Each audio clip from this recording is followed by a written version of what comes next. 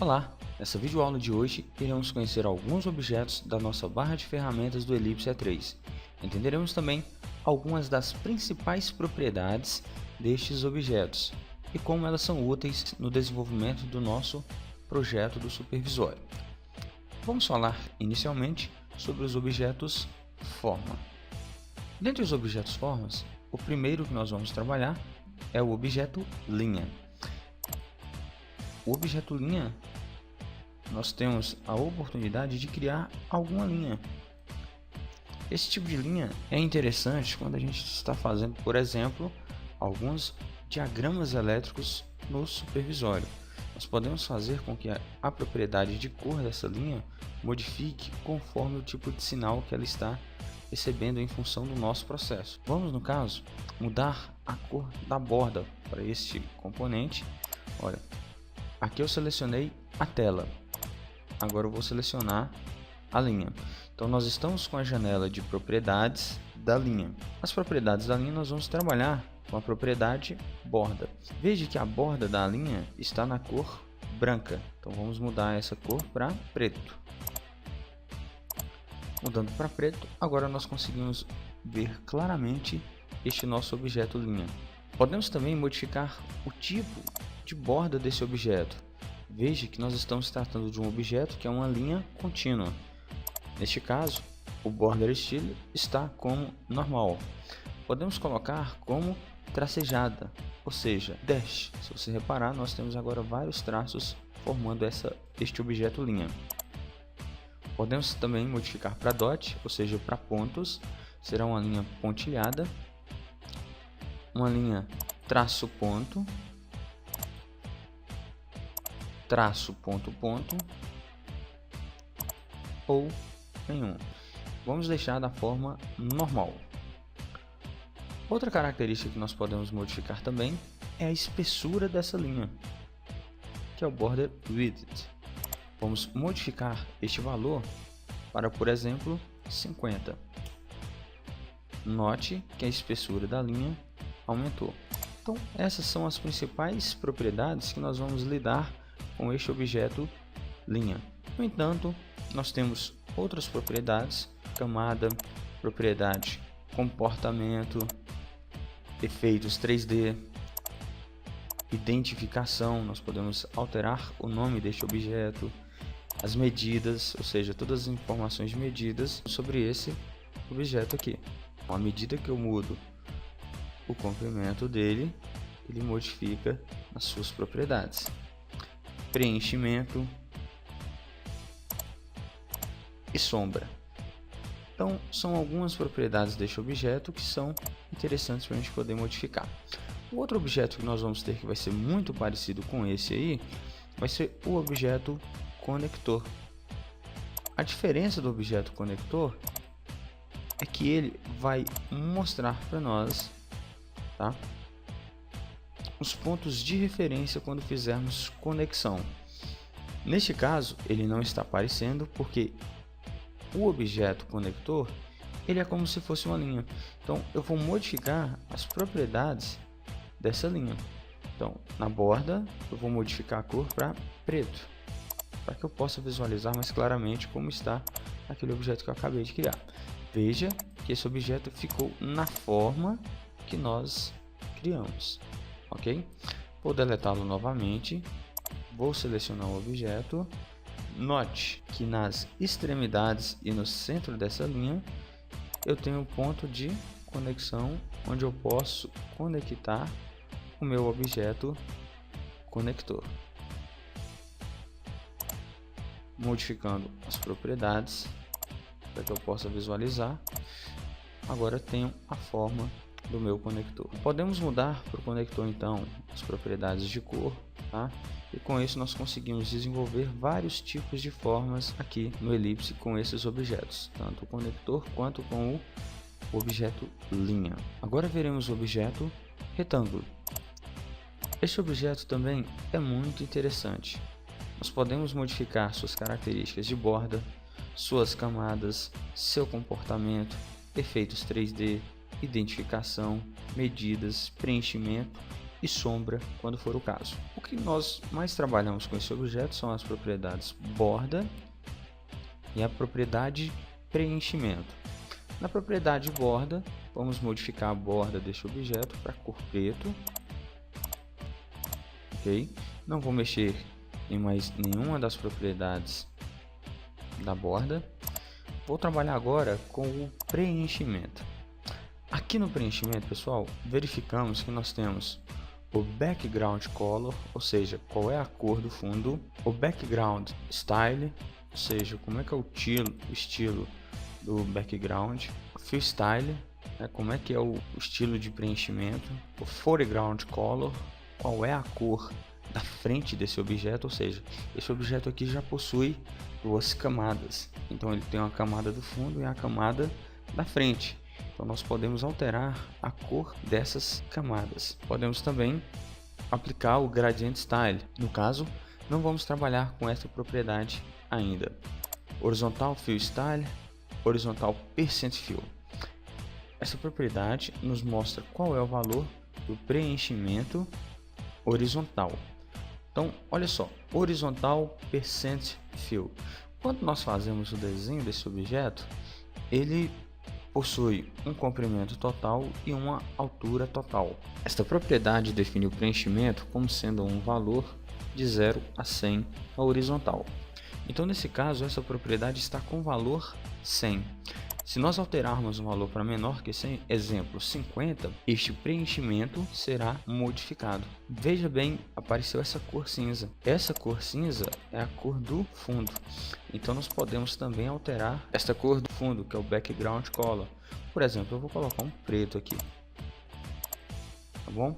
Bom, no mesmo objeto, vamos voltar o horizontal percent fill e vamos colocar em 100%. Voltamos a preencher. Da mesma forma que nós podemos fazer essa alteração na horizontal, podemos também realizar essas alterações na vertical. E esse tipo de modificação é interessante quando queremos fazer, por exemplo, animações com nível de reservatórios. Vamos modificar essa propriedade para 40.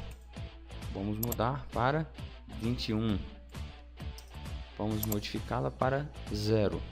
Vamos modificá-la novamente para 100. Então, dessa forma, trabalhando com essa propriedade, nós conseguimos realizar uma animação de nível dentro de um reservatório.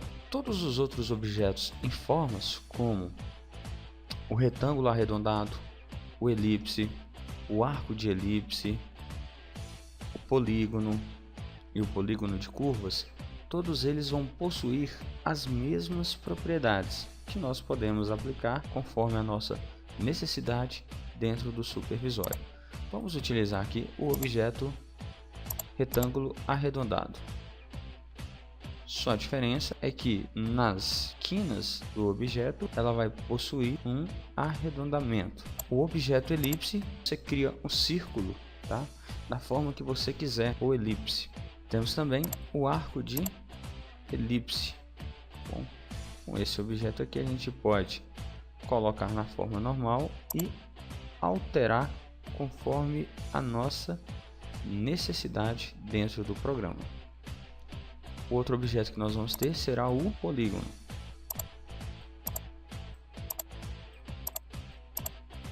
Com esse objeto podemos fazer formas variadas.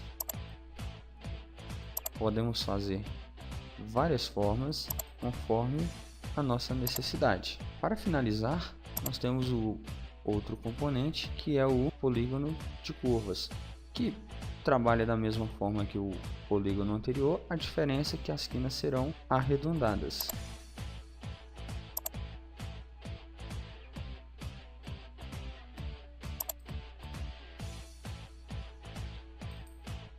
Além desses objetos, nós vamos ter também o objeto figura. O objeto figura, nós vamos clicar e arrastar e vamos fazer a escolha de alguma figura para inserirmos dentro do nosso supervisório. Clique em abrir e agora nós adicionamos um objeto figura. Podemos redimensionar o tamanho conforme a nossa necessidade. Este objeto possui algumas propriedades também. Inicialmente, Vamos analisar a propriedade imagem. Na propriedade imagem, nós temos exatamente o destino, ou seja, o ponto onde nós pegamos essa imagem, nós temos esta referência.